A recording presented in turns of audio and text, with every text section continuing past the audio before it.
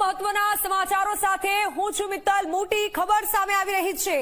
મહાભારતના યુદ્ધમાં જેમ 7 કોઠા હતા તેમ 21મી સદીમાં લડાતા યુદ્ધના પણ 7 કોઠા હોય છે। અને મોટી વાત તો એ છે કે ભારત અને પાકિસ્તાન વચ્ચે ચાલતી લડાઈમાં બંને દેશો ચોથો કોઠો પૂરો કરી ચૂક્યા છે। જી હા, ચોથા કોઠા સુધી તો પહોંચી ગઈ છે ભારત પાકિસ્તાનની લડાઈ। ભારત અને પાકિસ્તાન લડાઈના 7 કોઠામાંથી 4 કોઠા પૂરા થયા છે। કોઈ પણ લડાઈના 7 કોઠા હોય છે અને તેનાથી યુદ્ધનું પરિણામ નક્કી થતું હોય છે। છઠ્ઠો કોઠો અને 7મો કોઠો અતિ ભારે અને વિનાશક ગણાય છે। ભારત અને પાકિસ્તાન વચ્ચે 4 કોઠાની લડાઈ પૂરી થઈ ચૂકી છે અને સેના 5મો કોઠો વિંધે તો 2 દેશોનું પૂર્ણ યુદ્ધ ગણાય છે। હવે આ પડાવ પણ આવી ચૂક્યા છે। બંને દેશ આ પડાવ પર આવી ચૂક્યા છે।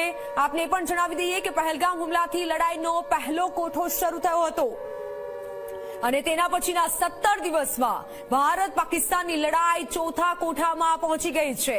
પહેલા સ્ટેપમાં ભારતે ચેતવણીઓ આપી વિરોધ નોંધાવ્યો હતો અને બીજા સ્ટેપમાં ભારતે વેપાર રોક્યો અને નદીઓનું પાણી રોકી વિવિધ પ્રતિબંધો લગાવી દીધા।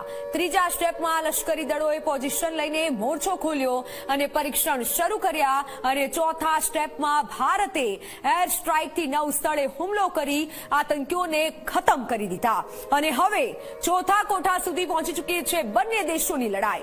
કોઈ પણ દેશની ત્રણેય સેનાઓ ખુલ્લું યુદ્ધ શરૂ કરી દે તો તે યુદ્ધનો 5મો કોઠો ગણાય છે।